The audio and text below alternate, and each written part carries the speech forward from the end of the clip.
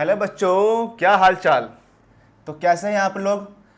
मैं अवधेश कुमार आप सभी का फिर से स्वागत करता हूं अपने यूट्यूब चैनल अपनी शिक्षा में। मैं लेकर आया हूं नेक्स्ट चैप्टर जिसका नाम है प्राइमरी एक्टिविटीज़। ठीक है, इसमें हम लोग देखेंगे कि एक्टिविटीज़ क्या होती हैं, एक्टिविटीज़ के टाइप कितने हैं, प्राइमरी, सेकेंडरी, टर्शरी। ये एक्टिविटीज़ तीन है जो आपने क्लास 10 तक पढ़ा भी होगा। 12th में एक्स्ट्रा क्या आता है, एक हमारा आता है क्वाटरनरी एक्टिविटीज़ और हमारा अगला होता है क्वालिटी एक्टिविटीज़। यानी कि एक्टिविटीज़ के 5 टाइप होते हैं क्लास 12th में। तो बेसिकली आज हम शुरू करने वाले एक्टिविटीज़ प्राइमरी का। ठीक है, तो चलिए आज हम क्लास शुरू करते हैं एक्टिविटीज़ पहले वाला। देखो, तो सबसे पहले देखेंगे एक्टिविटीज़ होती क्या है, इसके टाइप कौन से होते हैं। ठीक है, फिर आगे समझेंगे कि किस प्रकार से ह्यूमन ने हंटिंग गैदरिंग करते हुए शुरुआत किया था एग्रीकल्चर का। और ये क्लास हमारा 2 पार्ट में होने वाला है क्योंकि ये चैप्टर लास्ट चैप्टर कंपैरेटिव में थोड़ा सा लंबा है, इसलिए हम इसको डिवाइड करेंगे 2 पार्ट्स में, पार्ट 1 और पार्ट 2 में। ठीक है, देखो पहला पॉइंट क्या है कि वैसे एक्टिविटीज़ ह्यूमन के जिससे इनकम आता होगा। ठीक है, वैसे एक्टिविटीज़ जिससे कि इनकम आता है उसको हम क्या बोलेंगे, उसको हम लोग नाम देते हैं इकोनॉमिक एक्टिविटीज़। क्या नाम देंगे, उसको हम नाम देंगे इकोनॉमिक एक्टिविटीज़। ठीक है, अब देखो, तो वैसे काम जिससे कि इनकम जनरेट होता है, इनकम हमारा यहाँ पर जनरेट होगा, या फिर वैसे एक्टिविटीज़ जिसका कंट्रीब्यूशन जीडीपी में होता है। कहाँ होता है, जीडीपी में होता है। अब देखो जीडीपी क्या होता है, वैसे हम जीडीपी पढ़ते हैं इकोनॉमिक्स में, लेकिन समझते हैं थोड़े से पॉइंट। जीडीपी फुल फॉर्म क्या होता है, that is a gross domestic, अब पी फॉर हमारा होता है, देखो तो देखो जीडीपी है ना, जीडीपी मेनली है क्या, एक साल में पर्सन कितना इनकम कमा रहे हैं। ठीक है ना, और मेन चीज क्या, इनकम कहाँ कमाएगा, तो पॉलिटिकल बाउंड्री के अंदर में। कहाँ पर, पॉलिटिकल बाउंड्री के अंदर में जो एक साल में इनकम होता है मॉनेटरी वैल्यू, उसको हम जीडीपी कहते हैं। एक हमारा होता है one is called non economic activities. तो वैसे सभी काम जिससे कि क्या होता है, इनकम जनरेट नहीं होता है। ठीक है ना, जिससे हमारा इनकम जनरेट नहीं होगा उसे हम क्या नाम देंगे, उसे हम नाम देते हैं नॉन इकोनॉमिक एक्टिविटी नाम देते हैं। या फिर क्या बोलेंगे, वैसे सभी काम जिससे क्या है, जिससे कि किसी कंट्री के नेशनल इनकम में, कहाँ पर, नेशनल इनकम में कंट्रीब्यूशन कुछ भी नहीं होता है, या फिर जिससे जीडीपी में कोई कंट्रीब्यूशन नहीं होता है, उसको हम कहते हैं नॉन इकोनॉमिक एक्टिविटीज नाम देते हैं। जैसे कि एग्जांपल क्या, आप देखते हैं example cooking for family. Cooking for family, हमारे घर में जो मम्मियाँ हैं, ठीक है, मम्मी है, वो जो खाना बनाते हैं घर में फैमिली के लिए, उसका कोई कंट्रीब्यूशन नहीं है हमारे इकोनॉमी में, क्योंकि वो जो काम कर रही है ना, वे काम पेड नहीं है। ठीक है, उनको उनके लिए कोई सैलरी नहीं मिलती है, तो फिर वो काम करती क्यों हैं, क्योंकि वो जुड़ी है हमसे, किससे, इमोशन से। ठीक है ना, इमोशन से अटैच है। तो वैसे एक्टिविटीज जो कि कुछ इनकम जनरेट नहीं कर रहे हैं, इनकम प्रोड्यूस नहीं कर रहे हैं, उनको हम नाम देते हैं नॉन इकोनॉमिक एक्टिविटीज देते हैं। और वैसे सभी काम जिससे कि इनकम हो रहा है, जैसे मैं टीचिंग कर रहा हूं, तो टीचिंग के काम से मुझे पैसा मिल रहा है, सैलरी मिल रहा है मुझको, तो इसे हम क्या बोलेंगे कि ये सभी काम आपके आर्थिक गतिविधियां कहलाती है, या क्या बोलेंगे, इसको हम लोग एक्टिविटीज नाम देते हैं। ठीक है, ये हमारा पॉइंट हुआ। अब देखो आगे पढ़ते हैं कि जो प्राइमरी एक्टिविटीज होती हैं, हाँ देखो एक्टिविटीज के भी मैंने कहा शुरू में कि 3 टाइप होते हैं। One is called a primary, second is called a secondary, and third is called a tertiary. Basically 3 होते हैं जो क्लास 10 तक पढ़े हो गए हैं। जो हमारा पहला है उसका नाम क्या होता है, प्राइमरी। जो सेकेंड उसका नाम क्या होता है, सेकेंडरी। ठीक है, और जो थर्ड होता है उसका नाम क्या होगा, टर्शरी। ठीक है, उनको टर्शरी का नाम देते हैं। देखो जो एक्टिविटीज हमारा प्राइमरी है वो होता क्या है, वैसे एक्टिविटीज जो डायरेक्टली क्या, जो डायरेक्टली अटैच्ड होते हैं, जुड़े हुए होते हैं, अटैच्ड टू नेचर, उसे हम नाम देते हैं एक्टिविटी प्राइमरी वाला। ठीक है, एग्जाम्पल्स का हम क्या देख सकते हैं, अगर एग्जाम्पल की बात करें तो इसमें हम बोलेंगे कौन कौन से, एग्रीकल्चर, ठीक है, एग्रीकल्चर, माइनिंग, फिशिंग, ठीक है, क्वायरिंग, क्वायरिंग बोल सकते हैं, या हम इसमें बोलेंगे इसके अलावा एनिमल हस्बेंड्री, जिसमें हम जानवर को पालते हैं, एनिमल हस्बेंड्री। तो ये जो एग्जाम्पल्स होते हैं, ये एग्जाम्पल्स होते हैं प्राथमिक गतिविधि के, प्राइमरी एक्टिविटीज़ के होते हैं। अब सवाल कैसे बनता है एग्जाम में ना, सवाल बहुत ईजी बनेगा। सवाल क्या बनेगा, आपको क्वेश्चन में क्या देंगे, आपको ऑप्शन 4 देंगे, एक्टिविटीज नाम दे देंगे, एग्रीकल्चर, मैन्युफैक्चरिंग या बैंकिंग, रेलवे।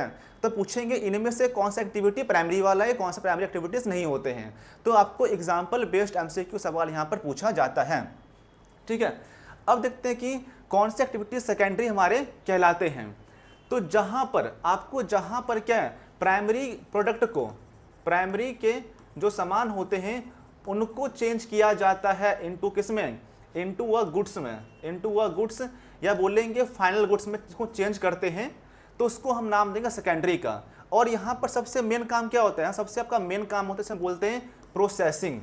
प्रोसेसिंग जो टर्म है ना, ये अलग करता है प्राइमरी को सेकेंडरी से। कौन सा वर्ड, हमारा वर्ड है प्रोसेसिंग, ये डिफरेंशिएट करता है प्राइमरी को सेकेंडरी से। क्योंकि प्राइमरी वाले में हम कुछ चीज़ें बना नहीं रहे हैं, वहाँ पर प्राकृतिक तरीके से चीज़ें हमें मिल रही हैं, हमने उसमें कुछ एड ऑन नहीं किया है। लेकिन प्राइमरी वाला जो हमारा सेकेंडरी वाला, उसमें हम चीज़ों को एड ऑन करते हैं। क्या करते हैं, उसमें हम चीज़ों को एड ऑन करेंगे, प्राइमरी वाले सेकेंडरी में जो आएगा तब। एग्जाम्पल के लिए बात किया जाए तो जो हमारा टमाटो है, जो हमारा टमाटर होता है, टोमेटो हमारा क्या होगा, इट इज़ अ प्राइमरी। लेकिन जब इसको हम बनाएंगे, केचप बना देते हैं, तो क्या बोलेंगे, ये हमारा सेकेंडरी हो गया है। क्योंकि हमने क्या किया, हमने इनमें चीज़ों को एड ऑन करने का काम किया है, ठीक है।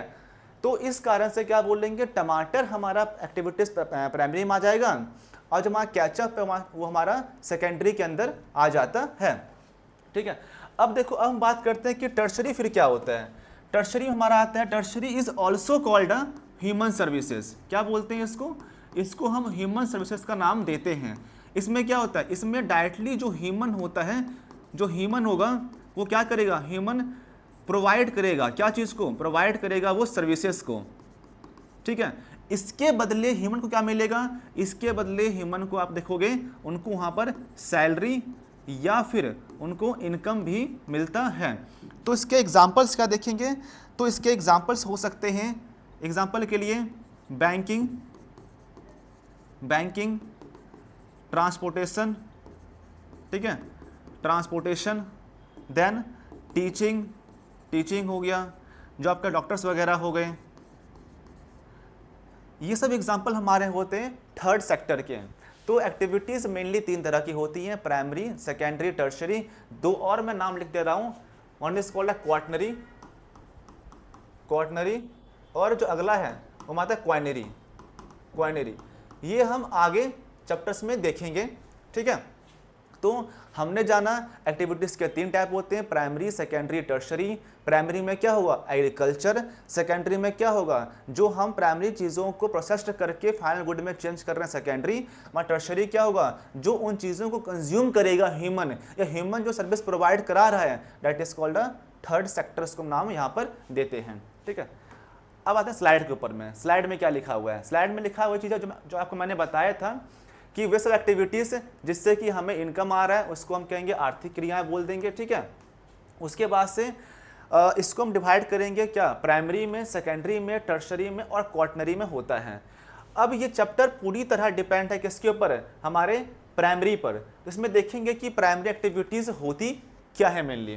देखो, वैसे सभी एक्टिविटीज़ है जो कि डायरेक्टली डिपेंड होते हैं किसके ऊपर, ऑन नेचुरल एनवायरनमेंट। जैसे मैंने समझाया आपको कि वैसे एक्टिविटीज़ जो कि डायरेक्टली अटैच्ड होते हैं किससे, इन्वायरमेंट से, उसको हम नाम देंगे प्राथमिक गतिविधि, ठीक है। ये हो गया। इसमें क्या शामिल होता है, इसमें हम अर्थ के रिसोर्सेस को यूटिलाइज करते हैं, जैसे कि land, water, vegetation, minerals, building materials, यानी जो हमें डायरेक्टली इन्वायरमेंट से मिल रहा है। एग्जांपल लाइमस्टोन कहाँ से मिलता है हमें, हमें डायरेक्टली ये इन्वायरमेंट से ही मिलता है। या मैंने कहा लाइमस्टोन, मैंने कहा क्वार्टजाइट, ठीक है, जितने भी हमारे मिनरल्स होते हैं जो कि बिल्डिंग मटेरियल हमारे बिल्डिंग के लिए बनाए जाते हैं चीज़ें, वे सब हमको कहाँ से मिल रहे हैं? वे सब हमको डायरेक्टली इन्वायरमेंट से ही मिलते हैं, ठीक है। वाटर हो गया, लैंड हो गया, जिसको हम यूज़ करके क्रॉप्स उगाते हैं, खाना बनाते हैं, this all are categorised into a first activity में शामिल चीज़ें हमारी होती हैं। आगे आ जाओ, आगे देखते हैं। अब देखो कि ह्यूमन का शुरुआत कैसे हुआ था, ठीक है। ह्यूमन का शुरुआत कैसे होता है? क्या ह्यूमन डायरेक्टली शुरू हुआ खेती करने के लिए, या ह्यूमन का एवोल्यूशन कैसे हुआ? क्या ह्यूमन जो आज हम हैं डायरेक्टली ऐसे पैदा हो गया था, या इसका एक पूरा प्रोसेस रहा है ह्यूमन को आज के ह्यूमन में चेंज होने का? तो हम सब जानते हैं क्या कि जो ह्यूमन है ना, वो डायरेक्टली पहले से ही 2 पैरों पर चलने वाला जीव नहीं था। ह्यूमन पहले 4 पैरों पर चलने वाला जीव था, जो कि अलग अलग पीरियड में एवोल्यूशंस होते हैं, आग की खोज होती है, और फिर जब हंटिंग गैदरिंग शुरू होता है तो फिर क्या है, उससे पहले ही आग की खोज हो रही है। आग की खोज ने क्या चीज़ क्रांति लाया था? तो आग की खोज ने क्या किया? हमारे ह्यूमन को लाइट दिया, क्योंकि पहले इंसान अंधकार में रहता था। जब इंसान ने 2 पत्थरों को आपस में टकराया तो चिंगारी पैदा हुई, उससे आग का एवोल्यूशन होता है। फिर उसी आग के बेसिस पर इंसान जो हंटिंग गैदरिंग कर रहा था, और वहाँ से जो एनिमल्स मिल रहे थे, पहले वो जानवरों को एकदम कच्चा खाते थे, अब वो आग पर जला करके उनको पका करके खाते हैं, ठीक है। तो अब ह्यूमन ने देखा कि ह्यूमन ने ट्राई किया 2 पैरों पर चलने का, तो ह्यूमन उसमें सक्षम हो गया, कैपेबल हो गया। फिर ह्यूमन का एवोल्यूशन और भी होना शुरू हुआ, तो हंटिंग गैदरिंग आया, और जब हमारा आता है पीरियड कौन सा, उसका नाम है नियोलिथिक। कौन सा नाम? उसका नाम है नियोलिथिक। नियोलिथिक फेज वो होता है जहां पर इंसान जो है ना एग्रीकल्चर करना शुरू करता है। कहां पर? ये नियोलिथिक फेज में।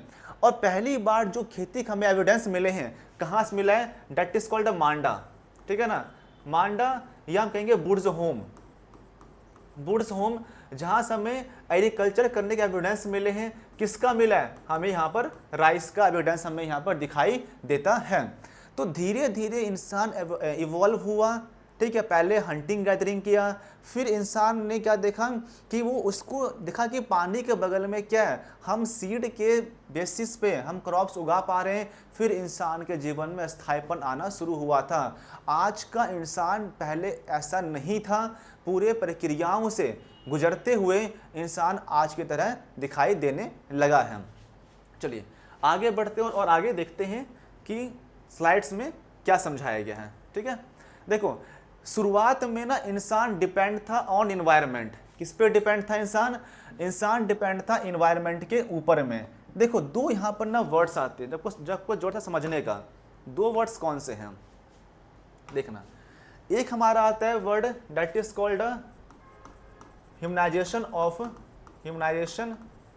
ऑफ नेचर, पहला। फिर हमारा क्या आता है? Naturalisation of human. 2 टर्म्स हैं। ये 2 टर्म्स आप समझेंगे तो आपको समझ आएगा बहुत इजी से कि कैसे इंसान ने खुद को इवॉल्व करने का काम किया था, ठीक है। देखो, इसमें क्या होता है, इसमें देखो पहले हम ये समझेंगे। इसमें क्या है कि जो ह्यूमन है ना, ह्यूमन डिपेंड है किस पे? ह्यूमन आपका डिपेंड है ऑन नेचर। जब ह्यूमन डिपेंड रहेगा नेचर पर अपने सभी चीज़ों के लिए, उसको हम क्या नाम देंगे? उसको हम नाम देते हैं नेचुरलाइजेशन ऑफ ह्यूमन नाम देते हैं, ठीक है। और जब नेचर डिपेंड हो जाए, जब आपका नेचर डिपेंड हो जाए किसके ऊपर? ह्यूमन के ऊपर पे, उसको हम क्या नाम देंगे? उसको हम नाम देंगे ह्यूमनाइजेशन ऑफ नेचर नाम देते हैं। तो जो अर्ली फेज है ना, जो हमारा अर्ली फेज था ह्यूमन का, वो था phase of naturalisation of human. जो आज का फेज है, जो आपका प्रेजेंट का फेज है, that is called humanisation of nature. यहां पर क्या है कि इंसान ने अपने अकॉर्डिंग चीजों को चेंज कर दिया है। अब इंसान बड़े बड़े बिल्डिंग्स बना रहा है, अब इंसान अपने अकॉर्डिंग क्या है, इंसान अंतरिक्ष में जा पा रहा है। इंसान ने इन्वायरमेंट को पूरी तरह चेंज करके उसको अपने मुताबिक ढाल दिया है। एग्जाम्पल देखते हैं। पहले पूरे एरिया में जंगल जंगल थे, लेकिन क्या देख रहे हैं अब धीरे धीरे क्या अर्बन सिटीज़ में फॉरेस्ट ट्रीज की संख्याएं कम हो रही हैं, क्योंकि पॉपुलेशन बढ़ रहा है। और लास्ट हम पढ़े भी थे कि रिसोर्स उतना ही रहेगा, लेकिन पॉपुलेशन एक टाइम के बाद में बढ़ जाएगा। तो मुझे आप बताना कमेंट में लिख करके कि जब रिसोर्सेस बहुत धीमी गति से बढ़ रही होती है, जब आपके रिसोर्सेस बढ़ रहे होते हैं अर्थमेटिक मीन से, और आपकी जनसंख्या बढ़ती है जियोमेट्रिक मीन से, तो इस थ्योरी को क्या नाम देते हैं और किस पर्सन ने थ्योरी प्रपोज किया था, आप मुझे इसका आंसर कमेंट में करके बताएंगे। ठीक है, तो अब इंसान ने क्या किया, इंसान ने अपने नीड्स को फुलफिल करने के लिए फॉरेस्ट को एकदम साफ कर दिया, बिल्डिंग्स बनाए, मेट्रो बनाया, मॉल बनाया, ठीक है ना, धीरे धीरे बस्तियां बढ़ रही हैं, घर बढ़ रहे हैं। तो इंसान अब इन्वायरमेंट को अपने अकॉर्डिंग चेंज कर रहा है। लेकिन ये बात भी सत्य है कि अगर नेचर अपने पर आ जाती है तो वो तबाही लेकर के आती है, क्योंकि आप किसी इंसान को एक हद तक छेड़ोगे कुछ नहीं करेगा, लेकिन आपने उसे अगर एक लिमिट से अधिक छेड़ दिया तो वो आपके बर्बादी कारण आप खुद वहाँ पर बनते हैं। और ये सेम कॉन्सेप्ट लागू होता है हमारे इन्वायरमेंट के साथ में भी। ठीक है, और शुरू में क्या था, शुरू में हम पूरी तरह से प्रकृति के गुलाम थे, जैसा प्रकृति चाह रही थी हम उसके अकॉर्डिंग काम कर रहे थे। ठीक है ना, हम उनके ऊपर पूरे डिपेंड थे, खाने पीने के लिए, रहने के लिए, हर चीज़ के लिए हम नेचर पर डिपेंड थे अर्ली फेज में। तो आपको ये दो टर्म याद रखना चाहिए और आप इसको आंसर्स में इन वर्ड को यूज़ कर सकते हो। ठीक है, तो अब देखो शुरू के लिए इसमें क्या लिखा हुआ है, survival was closely linked to the nature, कि जो सर्वाइवल के लिए इंसान पूरी तरह से नेचर पर डिपेंड था। और ह्यूमन जो है वो human used what was available near by for food and sustains, यानी इंसान क्या है, इंसान जो है वो उन चीज़ों पर डिपेंड था जो उसके नज़दीक या उसके आसपास चीज़ें मिल रही थी, चाहे शेल्टर के लिए हो, फूड के लिए हो, क्लोथ्स के लिए हो, इंसान अपने इन्वायरमेंट पर पूरी तरह डिपेंडेंट था। और इंसान किस तरह से अपना जीवन यापन अपना जीवन निर्वाह कर रहा था, तो हंटिंग एनिमल के द्वारा एंड गैदरिंग प्लांट्स के द्वारा, जानवरों को मार रहा था और प्लांट्स से अपने फूड्स के लिए चीज़ों को गैदरिंग करने का काम कर रहा था। और इस समय के फीचर्स क्या है, नोमैडिक लाइफस्टाइल, वर्ड हमारा क्या है नोमैडिक, इसका मीनिंग क्या हुआ, इंसान का जीवन में स्थायीपन नहीं था, इंसान का जीवन चरवाहा वाला था। नोमैडिक मतलब क्या होता है कि वो पर्सन अपने एनिमल के साथ में आज यहाँ है, कल वहाँ है, परसों कहीं और होंगे। जो ट्राइबल्स होते हैं, गद्दी, भोटिया, जो जनजाति होती हैं, इनका कोई एक फिक्स्ड प्लेस नहीं होता रहने के लिए, ये अकॉर्डिंग टू सीजन और क्या है फूड सर्च के कारण से एनिमल के साथ में प्लेस टू प्लेस क्या है ये लोग मूव करते रहते हैं। ठीक है, और इस समय पर कोई भी फार्मिंग नहीं था, अर्ली फेज में कोई फार्मिंग नहीं था और एनिमल्स का डोमेस्टिकेशन भी नहीं किया जाता था। और जो सबसे पहला एनिमल डोमेस्टिकेट किया गया था ना, उसका नाम है डॉग। ठीक है ना, जो कुत्ता था सबसे पहले उसको ही यहाँ पर डोमेस्टिकेट किया गया था। और इस समय पर जो इंसान था बोन्स से बने हुए टूल पर डिपेंड था, स्टोन पे डिपेंड था। तो मेनली अगर मैं इसको इस स्लाइड को मैं टर्म दूँ ना हिस्ट्री टर्म में, तो क्या बोलूँगा कि मैं बात कर रहा हूँ स्टोन एज का। मैं क्या बात कर रहा हूँ, मैं बात कर रहा हूँ स्टोन एज का। उसमें भी कौन सा एज है, उसका नाम है पैलियोलिथिक एज है। पैलियोलिथिक एज की बात मैं कर रहा हूँ इस स्लाइड के अंदर में, कि अर्लीस्ट ह्यूमन कैसे इवॉल्व हुआ, उसके क्या क्या फीचर्स रहे हैं। ठीक है, चलिए आगे बढ़ते हैं, आगे देखते हैं। अब देखो अब क्या है, गैदरिंग एंड हंटिंग, यानी कि देखो इंसान का सबसे पुराना एक्टिविटी कौन सा था, तो क्या बोलोगे भाई साहब गैदरिंग और हंटिंग था। इंसान मार के जानवरों को अपना जीवन चलाता था और फल फूल इकट्ठा करके खा पी करके इंसान अपना जिंदगी जिया करता था। ठीक है, और क्या है ये जो काम थे, ये काम कम्युनिटीज़ द्वारा भी और इंडिविजुअल द्वारा भी किया जाता था। अब देखो सबसे ना मस्त चीज़ क्या है, ट्राइबल्स वगैरह में क्या होता है ना कि वे लोग कम्युनिटी बेस्ड रहते हैं, और आज के लोग क्या है इंडिविजुअल बेस्ड की बात करते हैं। वहाँ पर जब हंटिंग करना होता था ना, तो हंटिंग में एक प्रॉपर ट्राइबल जो कम्युनिटी था वो साथ जाके हंटिंग किया करते थे। तो यहाँ पर क्या देखोगे, ट्राइब्स वाले में आपको दिखाई देगा कि कम्युनिटी बेस्ड अप्रोच लेकर चलते हैं वो लोग, यानी सामुदायिक आधारित अवधारणा लेकर चलते हैं वो लोग, पूरा कम्युनिटी को साथ लेके चलने की बात करेंगे। और इसके फीचर्स क्या देखोगे कि इंसान जो है अलग अलग रीजन में जाकर के हंटिंग गैदरिंग करता था, और मेनली अगर बात किया जाए तो common in harsh climatic reason में, कहाँ पर, जहाँ कोल्ड होगा, जहाँ डेंस फॉरेस्ट होगा, जहाँ पर डेजर्ट होगा। और ये लोग ये काम कौन करेंगे, जो हमारी सोसाइटीज है कैसी थी, प्रिमिटिव थी। इसका हिंदी क्या होता है, इसका हिंदी आपका होगा जो आदिकालीन थी, जो समाज हमारे आदिकालीन थे, वहाँ के लोग इस तरह के एक्टिविटीज किया करते थे। ठीक है, आगे देखो। अब क्या यहाँ पर इस काम में, अब देखो कॉमन चीज़ें हैं इस चैप्टर में ना, आप अगर एक आध फीचर्स पढ़ लोगे ना, आप उसके बलबूते पर चैप्टर निकाल कर ले जाओगे आराम से। जैसे कि क्या पूछेगा कि इस पर्टिकुलर एग्रीकल्चर के टाइप में कैपिटल इन्वेस्टमेंट कैसा है, हाई है कि लो है, ठीक है ना।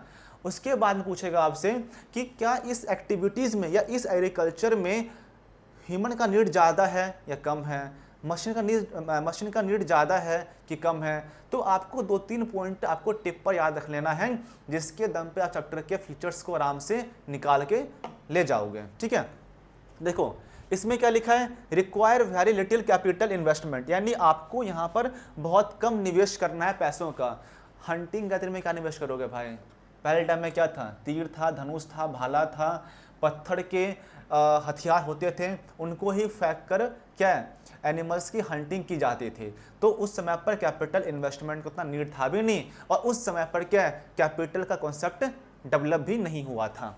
ठीक है, अगला देखो, involves low level of technology, technology का इन्वॉल्वमेंट बहुत कम है। टेक्नोलॉजी के नाम पर क्या था, देखो टेक्नोलॉजी के नाम पर क्या था, वो अपने ही हथियार को ना अधिक डेवलप कर रहे थे।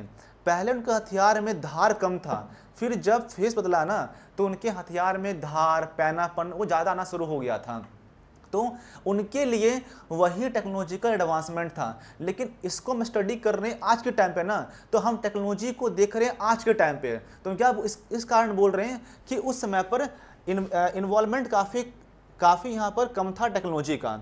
अगला क्या है, यील्ड पर पर्सन इज लो, यानी पर पर्सन जो प्रोडक्शन है वो बहुत ही कम था यहाँ पर, और यहाँ पर नो और वेरी लिटिल सरप्लस प्रोड्यूस्ड, यहाँ इंसान अपने ही खाने के लिए चीज़ों को उपजाता था, ना कि मार्केटिंग पर्पज से, कमर्शियल पर्पज से यहाँ पर चीज़ों को प्रोड्यूस नहीं किया जाता था, केवल वो अपने नीड्स को पूरा करने के लिए चीज़ें बनाते थे।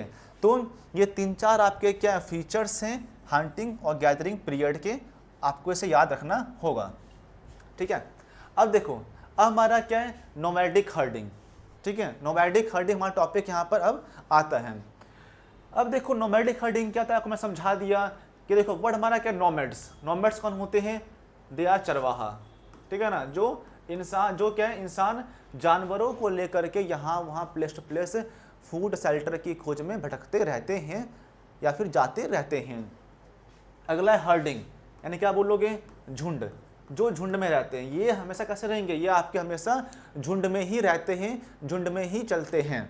ठीक है, अब देखो कि इसके फीचर्स क्या होते हैं, रिलाइज ऑन एनिमल, ये पूरी तरह खाने के लिए, क्लोथिंग के लिए, शेल्टर के लिए, फूड के लिए, सब कुछ के लिए ये नेचर पर ही डिपेंड रहते हैं। खाने के लिए आपके एनिमल्स पे, क्लोथिंग वगैरह के लिए भी ये रहेंगे आपके डिपेंड किसके ऊपर। आप सुने होंगे ना कि कई बार क्या जानवरों के छाल से अपने कपड़े बनाते थे ये लोग। तो क्या ये क्लोथिंग के लिए एक लेवल तक डिपेंड होते हैं एनिमल के ऊपर में ही। अगला क्या है, मोबिलिटी, ये लोग क्या पेस्चर और वाटर, यानी क्या देखो कि चारागाह, पेस्चर चारागाह, हरी मैदान, हरी घास जो हमें गांव में दिखाई देता है, और वाटर की खोज में क्या करते हैं ये लोग, प्लेस टू प्लेस क्या करेंगे, वेरी करेंगे, यानी कि मोबाइल है बहुत, ये मोबिलिटी इनमें बहुत ज़्यादा होती है। और अगला है टेरिटोरियल ट्रेडिशन, यानी क्या होता है, इनका community has a fixed traditional region, इनके अपने एरिया फिक्स्ड रहते हैं, समझ गए।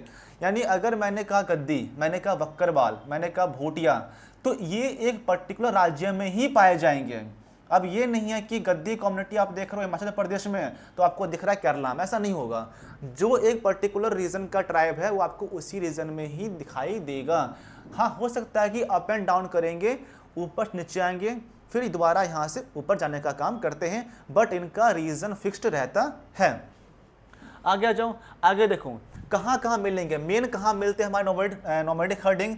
जो हमारा क्षेत्र है अटलांटिक शोर of north America, Arabian peninsula, Mongolia, central China, यहाँ इनके कोर रीजन है किसके, आपके नोमैडिक हर्डिंग का। और आपका जो रीजन है यूरेशिया का, जहाँ आपको बोलते हैं टुंड्रा रीजन, आपको वहाँ दिखाई देंगे। साथ में अफ्रीका और जो मेडागास्कर का साउथ वेस्ट रीजन है, आपको वहाँ पर भी नोमैडिक हर्डिंग ज़्यादा दिखाई देती है। अब एक आता है कॉन्सेप्ट दैट इज कॉल्ड ट्रांसह्यूमंस। ये सवाल आपके एमसीक्यू में सवाल पूछता है, बहुत बार सवाल पूछ भी चुका है कि ट्रांसह्यूमंस क्या आता है। जब मान लो nomadic herding season based migration करते हैं, दोबारा सुनना, जब नोमैडिक हर्डिंग पीपल जो है सीजन बेस्ड क्या करेंगे, माइग्रेशन करेंगे, दैट इज कॉल्ड ट्रांसह्यूमंस। अब देखो क्या होगा ना कि मानते हैं चीज़ों ऐसा रुकना, देखो अगर मान लो ये हमारा रीजन है हिमालय, ये हमारा क्या दैट इज़ अ हिमालय, और ये हमारा रीजन है प्लेन्स का, ये हमारे मान लो ग्रीन कलर के यहाँ मैंने घास उगा दिया, ठीक है, ये हमारा घास हो गया, हमारा प्लेन्स हो गया, दैट इज़ अ हिमालय, हमारा हिमालय है, ठीक है। अब देखो, अब समझते हैं ट्रांसह्यूमंस कॉन्सेप्ट होता क्या, व्हाट इज ट्रांसह्यूमंस। मैंने एग्जांपल लिया ट्राइब, उसका नाम है गद्दी, नाम है गद्दी ट्राइब, आपको कहाँ मिलेगी, इन हिमाचल प्रदेश, ये मेनली आपको ट्राइब यहीं पर दिखाई देती है। अब देखो, ये मान लो अगर कोल्ड का सीज़न, पहले हम बात करते हैं डायग्राम ए, ये हमारा क्या है, कोल्ड सीज़न, ठंडे का सीज़न है। अब क्या देखोगे, ठंडे के सीज़न में ना हिमालय के रीजन में, माउंटेन रीजन में क्या है, सस्टेन कर पाना बहुत मुश्किल होता है, ठीक है, यहाँ पर क्या है, सस्टेन कर पाना बहुत मुश्किल है। जब ठंड के टाइम में ये लोग आएंगे नीचे की ओर, कहाँ आएंगे, ये आएंगे नीचे की ओर, कहाँ पर, प्लेन्स के पास ये लोग आते हैं। और अगर मैं बात करूँ डायग्राम बी का, और जो डायग्राम बी है, अगर मैं बोलूँ ये टाइम है समर का, टाइम है समर का, और समर के समय पर ये वापस जाते हैं कहाँ पर, कोल्ड रीजन में, हिमालय के पास में। तो ये जो पूरा माइग्रेशन हो रहा है ना, that migration is known as a transhumance, इसी को हम लोग नाम देते हैं ट्रांसह्यूमंस का। जब ठंडी के समय में, कोल्ड टाइम में, जब जो चरवाहे होते हैं, जो नोमैडिक हर्डर्स होते हैं, आएंगे प्लेन की तरफ, और समर टाइम में जब प्लेन से माइग्रेट करके जाएंगे कोल्ड रीजन में, हिमालय की साइड में, अपर रीजन में, दैट इज कॉल्ड अ ट्रांसह्यूमंस। सवाल से बनता है, तो मैंने आपको ड्रामेटिकल तरीके से बहुत ही इजी कॉन्सेप्ट में समझा दिया है ट्रांसह्यूमंस होता क्या है। अब यही चीज़ें आपके स्लाइड्स में लिखी गई हैं कि सीजनल मूवमेंट होता है पीपल का एंड लाइव स्टॉक का बिटवीन प्लेन एंड माउंटेन्स। जब समर होगा तो आपके जाएंगे प्लेन्स टू माउंटेन, और जब आपका विंटर होगा फिर आपको आते हैं mountain to plains. This process is called a transhumance. कहाँ होगा, तो आपका बात किया जाए जो कम्युनिटीज़ होती है हिमालय रीजन में, कौन कौन सी है, गुज्जर है, बकरवाल है, गद्दी है, भूटिया है, ये लोग माइग्रेट करते हैं, migrate plains to mountain summer में and mountain to plains winter में। और एक एग्जांपल आपका दिया है टुंड्रा रीजन का, वहाँ पर भी क्या लिखा है, गर्मी टाइम में तो आपके जाएंगे साउथ टू नॉर्थ, और ठंडी में आपका आते हैं नॉर्थ टू साउथ, इसी को ही ट्रांसह्यूमंस नाम दिया जाता है। ठीक है, समझे पॉइंट वाला। अब देखो, अब हम आगे आते हैं और आगे हम देखते हैं क्या, कमर्शियल लाइव स्टॉक। अब यहाँ से है ना आपके टर्म बेस्ड कॉन्सेप्ट पर रहने वाले हैं। अगर आपने टर्म्स को समझ लिया, शब्द को समझाना, तो आपको चीज़ों को याद करने की ज़रूरत भी नहीं है। सवाल देखना, पूछा यहाँ बोला क्या जा रहा है, वर्ड है कमर्शियल, इसका मीनिंग क्या होता है, कुछ चीज़ ऐसा होगा जो आप उसको बेचोगे, सेल करोगे, कमर्शलाइज करोगे। अगर आपके किसी भी कॉन्सेप्ट में वर्ड आ रहा है ना कमर्शियल का, उसका मीनिंग क्या हो रहा है, आप मार्केट पर्पस से कुछ काम करने वाले हो। ठीक है ना। अब देखना, हमारा वर्ड क्या है, लाइव स्टॉक्स, जहां हम एनिमल्स को पालते हैं। ठीक है, और हमारा वर्ड क्या है, रियरिंग, इसका मीनिंग होता है कि कुछ निकालना। ठीक है ना, कुछ निकालना यानी टू प्रोड्यूस, कुछ बनाना होता है, इसका मीनिंग होता है। तो क्या देखोगे, आप एनिमल से कुछ चीज़ ऐसा बना रहे हो, या एनिमल से आप कुछ चीज़ ऐसा निकाल रहे हो जिसको आप कमर्शियलाइज करोगे, जिसको आप बेचोगे, that concept is called a commercial livestock. इसको हम नाम देते हैं कमर्शियल लाइव स्टॉक रियरिंग, नाम देंगे इसको। ठीक है, अब देखो ये क्या बोला गया है, ये आपका बहुत ऑर्गेनाइज्ड होगा, आपका कैपिटल इंटेंसिव होगा। ठीक है ना। ऑब्वियस सी बात है, अगर भाई तुम कुछ सामान बाहर बेचोगे तो क्या होगा, आपको उसको बनाने के लिए कुछ चीज़ चाहिए होगा, कुछ लोग चाहिए होगा, आपको ज़रूरत होगा, लैंड का ज़रूरत होगा, आपको ऑर्गेनाइज्ड वे में काम करना पड़ेगा, और आपको कमर्शलाइज करने के लिए आपको कैपिटल इनपुट्स लगाना ही पड़ेगा, इसलिए आपका कैपिटल इन्वेस्टमेंट ज़्यादा होगा यहाँ पर कंपेयर टू नोमैडिक हर्डिंग्स के। आगे यहाँ पर क्या आते हैं, देखो हम वर्ड क्या, रैंचेस, इसका हिंदी क्या होता है, बाड़। बाड़ यानी आपने देखा होगा ना कि जैसे मुर्गी कहाँ पालोगे, कहते हैं ना कि मुर्गी पालन कर रहे हैं हम लोग, मुर्गी पोल्ट्री, कहते हैं पोल्ट्री कर रहे हैं हम लोग यहाँ पर, ये हमने एक पिंजरा बना दिया, हमने यहाँ पर मुर्गी को पाल लिया। पिंजरा आखिर होता क्या है, उसको नाम देते हैं, उसको नाम बोलेंगे कि ये हमारा रैंचेस होता है। ये बड़ा एरिया होता है जो कि आपके डिवाइड होते हैं कई सारे पार्सल्स में, फिर उसको यहाँ पर फेंसिंग की जाती है, और साथ में क्या है, कंट्रोल्ड ग्रेजिंग होता है, एनिमल को शिफ्ट करेंगे। एग्जांपल देखो, ये हमारा क्या है, मैंने कहा ये हमारा रैंच है, क्या है, ये हमारा रैंच है, इसको मैंने डिवाइड कर दिया 1 पार्ट 2 पार्ट हमारे 3-4 पार्ट में। अगर यहाँ पर हमारा ग्रेजिंग आइटम है तो ये हमारा एनिमल करेगा, ठीक है, मान लो हमारा एनिमल है, ये हमारा एनिमल हो गया, मान चलते हैं। तो हम इसको पहले यहाँ छोड़ेंगे, फिर हम इसको बंद रखेंगे, फिर इसको हम बंद करेंगे, इसको खोलेंगे, ताकि जब तक एनिमल यहाँ पर रहेगा ना, दोबारा यहाँ पर ग्रेजिंग प्रोड्यूस हो जाए। तो ऐसे शिफ्टिंग करते रहते हैं, ठीक है। इसमें क्या, इस वाले में हम शिफ्टिंग लगातार करते रहेंगे ताकि ग्रेजिंग क्या, आपका ग्रेजिंग जो है यहाँ पर ख़त्म नहीं हो। ये बोला गया है, the number of animals kept according to carrying capacity of pastures.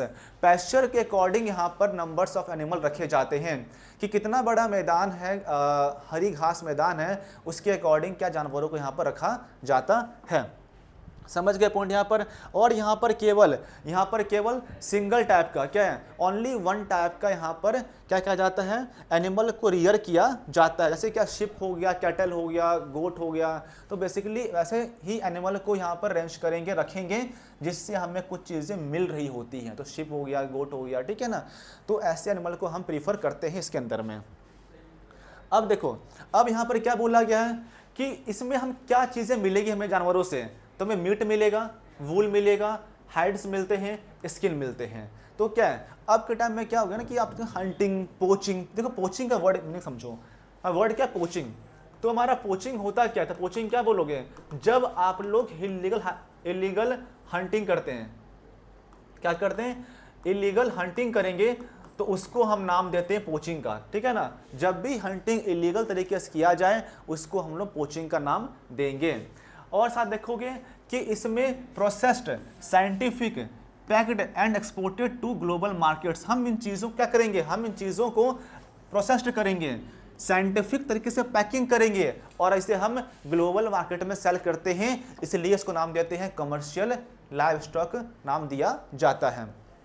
अब देखो ये कहाँ इसमें हम किस तरीके से साइंटिफिक काम करेंगे, तो हम इस पर ध्यान देते हैं ब्रीडिंग के ऊपर में, हम ध्यान देंगे जेनेटिक इंप्रूवमेंट के ऊपर में, साथ में डिजीज कंट्रोल करने की काम करेंगे, और एनिमल हेल्थ केयर पर भी ध्यान देते हैं, ठीक है। तो ये इसके फीचर्स का सवाल यहाँ से पूछा जाता है कि इसमें ब्रीडिंग पर अधिक फोकस रहता है, और साथ में क्या है यहाँ पर क्या है, एनिमल के डिजीज कंट्रोल पर भी ध्यान दिया जाता है, जो कि हाँ ट्रू है।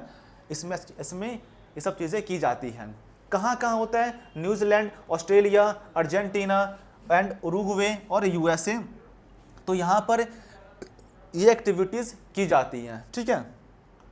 अब आगे देखो, अगर हम देखें कि ये वर्ल्ड में कहाँ होता है भैया, देखो तो क्या बोलोगे, जो इलाका है तुम्हारे नॉर्थ अमेरिका के नज़दीक में वहाँ होगा, और आपका जो इलाका है कौन सा, south east of south America वहाँ होगा।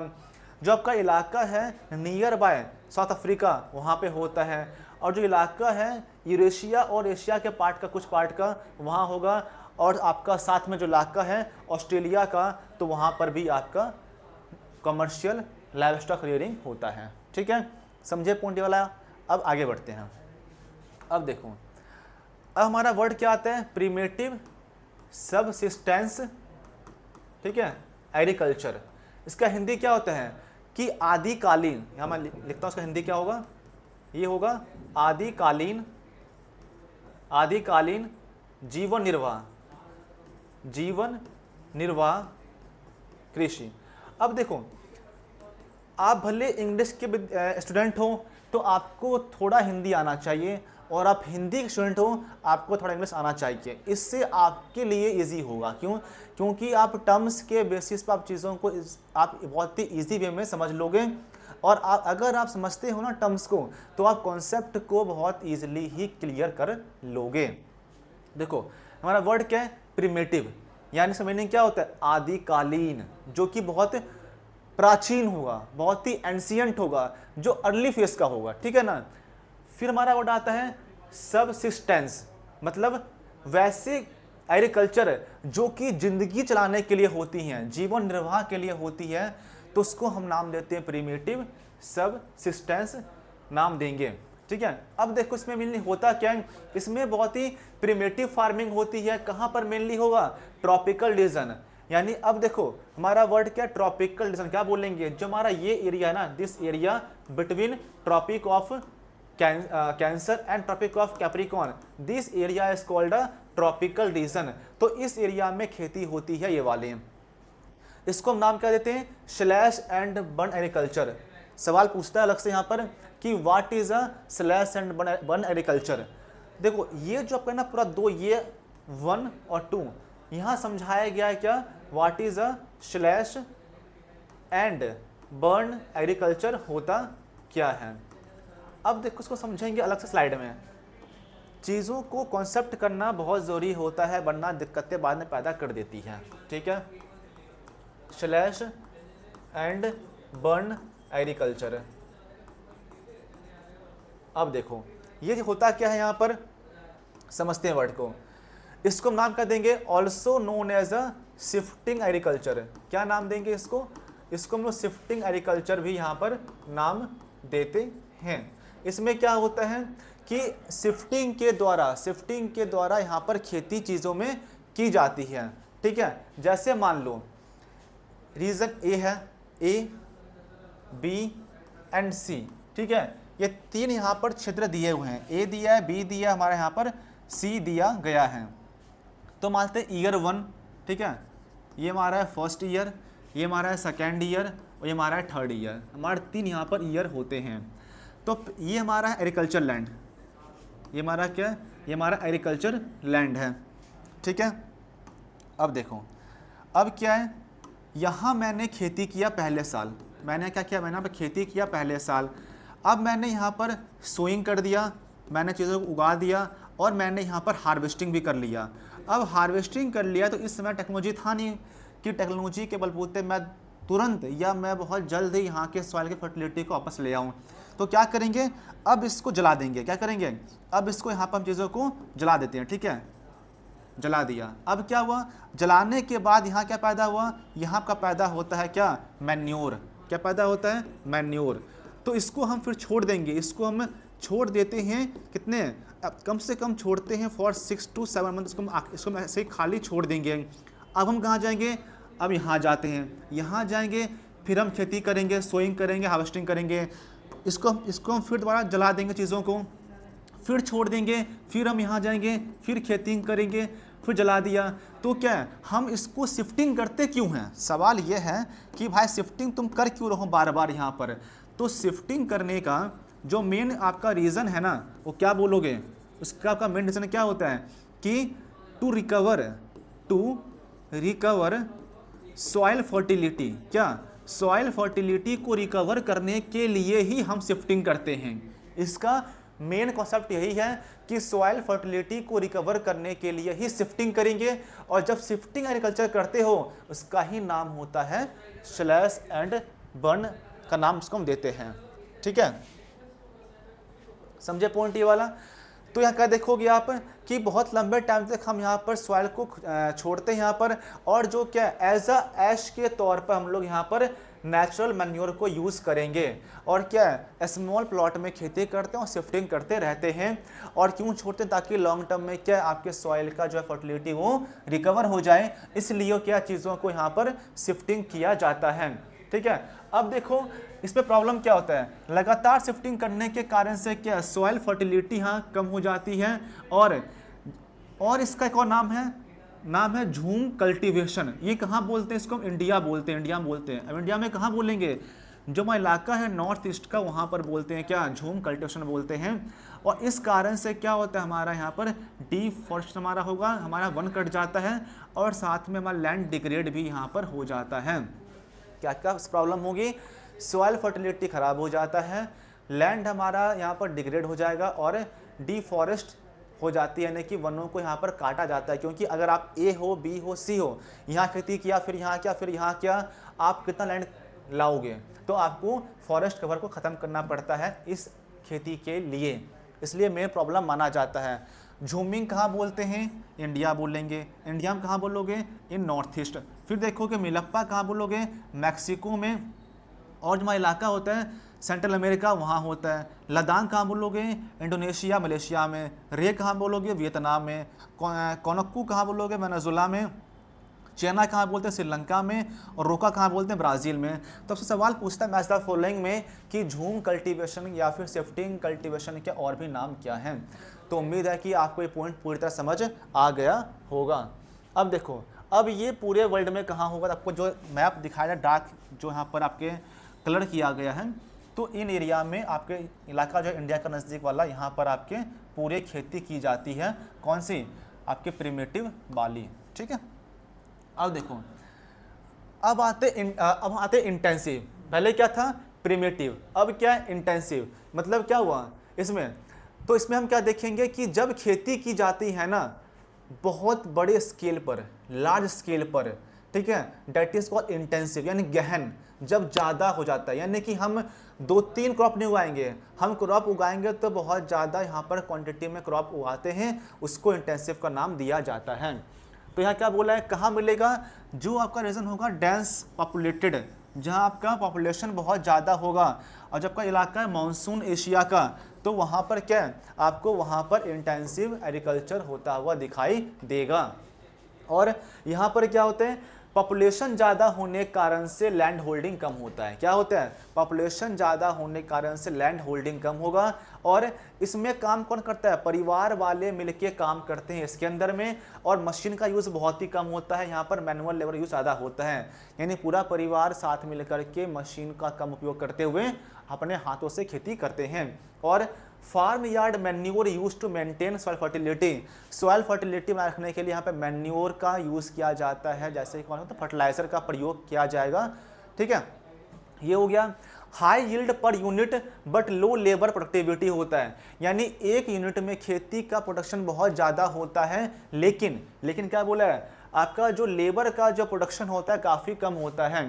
तो इसी में कहता है वर्ड मारा आता है, it is called disguised unemployment. क्या बोलते हैं, डिसगाइज्ड, इसको नाम देंगे हम लोग अनएम्प्लॉयमेंट का नाम यहाँ पर देते हैं। यानी हमें अगर नीड है 2 लोगों का, लेकिन काम कर रहे हैं 6 लोग, 2 लोग भी हमारा 1 kg राइस यहाँ प्रोड्यूस कर रहा है, और उसमें हमने एक्स्ट्रा जोड़ा 4 लोग, तब भी वो प्रोड्यूस कर रहा है 1 kg ही राइस। तो क्या देखोगे, जो एक्स्ट्रा 4 लोग हैं ना, इनका प्रोडक्शन यहाँ पर 0 होता है, इसका कोई नीड नहीं है। जो ये 4 लोग हैं ना, ये क्या है, ये डिसगाइज्ड अनएम्प्लॉयड लोग होते हैं।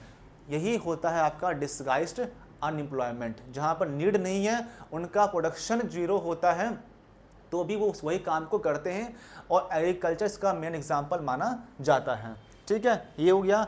अब देखो, अब आगे बढ़ते हैं। अब इसके भी 2 टाइप होते हैं, एक नाम है इंटेंसिव, कौन सा, जहाँ पर पैडी का जो एग्रीकल्चर डोमिनेट करता है, एक का इंटेंसिव जहाँ पर पैडी के अलावा जो अदर क्रॉप्स का डोमिनेशन होता है। देखोगे पैडी, तो क्या है, यहाँ पर राइस आपका मेन क्रॉप होगा, कहाँ मिलेगा, India, south east Asia, China, Japan, Korea में। और यहाँ पर क्या, इरिगेशन के थ्रू रेनफॉल, और क्या इरिगेशन कैसे होती है, तो बाया रेनफॉल और स्मॉल स्केल कैनाल्स के द्वारा कैसी होगी, इरिगेशन कैसे होगी, यहाँ पर बाय रेनफॉल और छोटे छोटे नहरों का प्रयोग करके यहाँ पर खेती की जाती है। अगर हम इसकी बात करते हैं अदर क्रॉप्स की, तो यहाँ पर राइस के अलावा और चीज़ों को उगाया जाता है, जैसे क्या, वीट हो गया, सोयाबीन, बार्ले, सोरगुम, मिलेट्स का खेती की जाती है। कहाँ पर होगी, northern China, Manchuria, north Korea, north Japan. India में क्या देखोगे, जो वेस्टर्न आपका इंडो गंगेटिक प्लेन है, वहाँ क्या उगता है, गेहूँ, वीट। और बात करें ड्राई वेस्टर्न और दक्षिण का जो इलाका है, आपके वहाँ पर मिलेट्स की खेती ज़्यादा होती है। और यहाँ पर इरिगेशन बहुत कॉमन है, वाया कैनाल्स के थ्रू या हैंडपम्प के थ्रू क्या है, इरिगेशन के द्वारा खेती होती है। क्योंकि इस रीजन में जो है आपका इन इलाके बात करूँ मैं, अगर बात करूँ इंडिया का, तो यहाँ पर रेनफॉल क्या है कंपेरेटिवली कम होता है, इसलिए यहाँ पर इरिगेशन की नीड बहुत ज़्यादा होती है। ठीक है, आगे देखते हैं।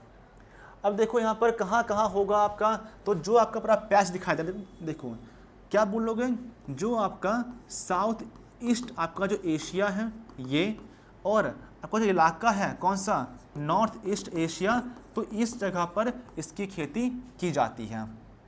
ठीक है, तो आज हमारा क्लास यहीं पर ख़त्म होता है।